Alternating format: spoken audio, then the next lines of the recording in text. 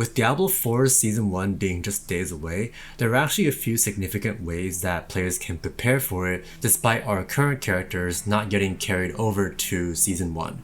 Personally, I am all for it, as this has always been the way seasons worked in Diablo 2 and Diablo 3, and with each season having their own temporary mechanics and items and so forth, this will really allow developers to be able to experiment with and present us with new and wacky playstyles and mechanics. Anyhow, with that, I present to you in this video 5 things that you can definitely do right now to prepare for Season 1's launch to get a head start as well. And with that, the first tip is to familiarize yourself beforehand with not only the seasonal mechanics, but also with how the season journey as well as battle pass will impact your gameplay and progression. And starting with the new seasonal mechanic, which by the way you can only unlock after completing the campaign and doing some of the new quests that'll come with Season 1.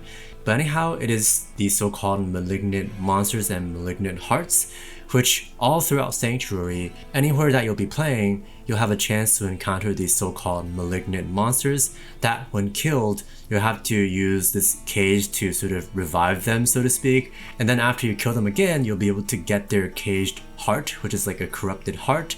That is also an item that you can socket into your jewelry, being your amulets and rings, for a huge power boost. Because these hearts, which sort of act as gems, are extremely powerful and have unique effects, and of which there are over 30 types. And each also is assigned a different color. They have different names like Wrathful and so forth, but they're essentially all different color, which kind of reminds me of how Path of Exile has colored sockets. But in this case, you would need a specific color to show up on a socket on your piece of jewelry to be able to socket the same color Malignant Heart to be able to use it. Anyhow, it doesn't really sound too crazy. Perhaps with Season 1, Blizzard didn't really want to make something too groundbreaking. But anyhow, this should still provide some added depth to especially endgame progression and also kind of a new type of farming that you'll be doing. Especially with a new type of dungeon called Malignant Tunnels, which if a dungeon becomes one, you'll be able to target a specific type or color of Malignant Heart at the end by so-called invoking or summoning that type of monster for you to kill. Now besides this, the season journey will actually have a very significant impact on how players will play Season 1 as well, because it'll provide objectives to earn rewards to not only progress the battle pass, but also be able to earn things like legendary aspects. And with it allowing you to progress the battle pass, you also earn this currency called Smoldering Ashes that can go towards then unlocking the season blessings, which are pretty significant buffs of your choosing, depending on again what you choose to spend these Smoldering Ashes on.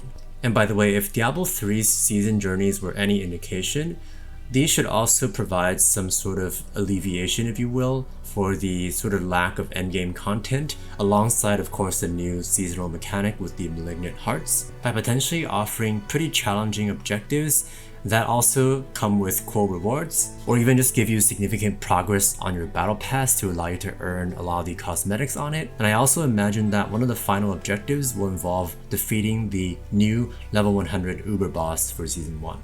And with that, and especially when Blizzard actually announces the real deep specifics regarding Season 1's mechanics and rewards and so forth, you can also look forward to my more in-depth video regarding how Season 1 will shake up Diablo 4 in the description box below, if and when that comes out. And with that, quickly moving on to tip number 2. Now, a few ways that your Eternal Realm progress will actually have a significant impact on your seasonal progress, and that you'll be able to have a head start from it, is first of all, if you already completed the main story campaign before starting the season, you'll be able to have the option to start any new character, including seasonal characters, to skip the main campaign and also have your mount unlocked as a result. This will generally allow you to level much faster, to be able to go into any zone that you want, provided that you meet the minimum level of the monsters of that zone. And in addition to that, currently Blizzard has officially announced that map progress will also carry over to seasons, and that you'll be able to unlock any parts of the map that you've already explored. Of course, strongholds and stuff, you'll still have to go back and conquer on a new character, but at least you'll be able to see the map areas that you've uncovered and also receive the respective renown, and I assume perhaps even experience from discovering those zones right away.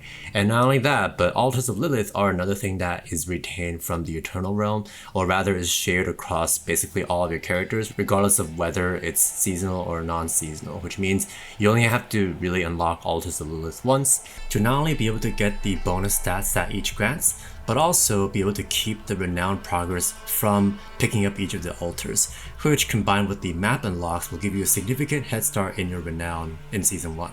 And as for the best and quickest way to level up, generally you just want to go through each of the zones, not in any particular order, but basically ones that will have the whispers that you can tackle, while also ideally completing side quests. And you can of course knock out some dungeons as well. Dungeon farming, especially the efficient ones, are probably going to be a great way to level up pre-nightmare difficulty. And once you're about level 40, you'll be able to go to Kyrgyzstan to fight the about level 45 monsters. And notably in Kyrgyzstan, there are two extremely efficient dungeons that players have been farming even in World Tier 4, which are Older's Cave and Sirocco Caverns. These two dungeons you can literally just keep running over and over again, even into nightmare difficulty. And some other really important things to prioritize are of course legendary aspects, the ones from dungeons that are going to be the most helpful for your class or build. And also your renown is very important as well. And for that, you'll generally want to tackle all the strongholds that you can first, taking note of their minimum level requirements. But after you meet those or are close to those, you can pretty much go and knock them out. And another benefit of doing strongholds, besides getting the most renown efficiency basically per stronghold, is that you actually be able to access the Gathering Legion events that usually happen in stronghold locations, right? So by unlocking various strongholds around the map, you'll be able to unlock additional spots where you'll be able to join in on the fast experience, by the way, Gathering Legion events. And for a more in-depth guide on the best tips and tricks and methods for leveling up in Season 1, be sure to check out my video that I'll link in the description box below. And now if cosmetics, and especially mount cosmetics like mount armors, trophies, and even different types of mounts are your thing, then you might want to go and collect some before Season 1 begins to really pimp out your ride, so to speak.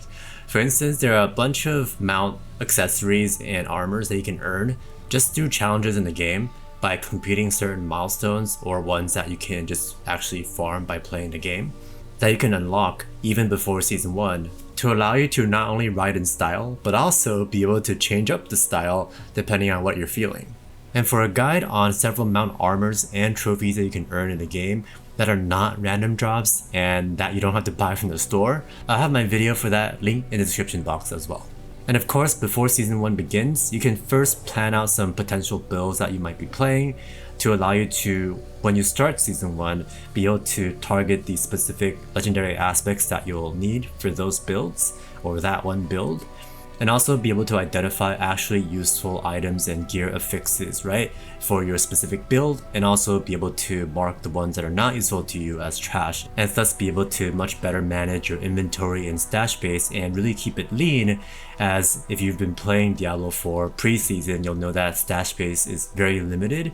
And I imagine even if we get some additional tabs in Season 1, even if we get like 4 tabs of stash space in Season 1, you'll still find yourself having to clean it out and keeping it to only some of the most useful and best items that are going to be useful to you. And to plan out these builds and characters, of course you can first experiment with your existing non-seasonal characters or create one. And you can also utilize any of the useful planners that are online, the third-party ones, like my favorite one is on Actual, which you can also save. And of course, a lot of the great players and pros are going to be putting out build guides and recommendations as well, which you can keep your eyes peeled for if that's your thing. And also with Season 1, there are inevitably going to be some balance changes, which likely means that a lot of the lesser played and just flat out weaker builds pre-season are going to become much more viable than before. And as Season 1 gets closer, I also plan to put out my own tier list of the builds that I would recommend the most as well. So be sure to keep an eye out for that video too. And naturally, if and when it comes out, it'll be linked in the description box as well. And with that, thank you so much for watching my video and for sitting through a lot of my promoting my other follow-up videos, which you should definitely check out, by the way. Let me know what class and build you are planning for Season 1. And with that, also check me out on Twitch at Measley. And I will see you in the next one. Peace.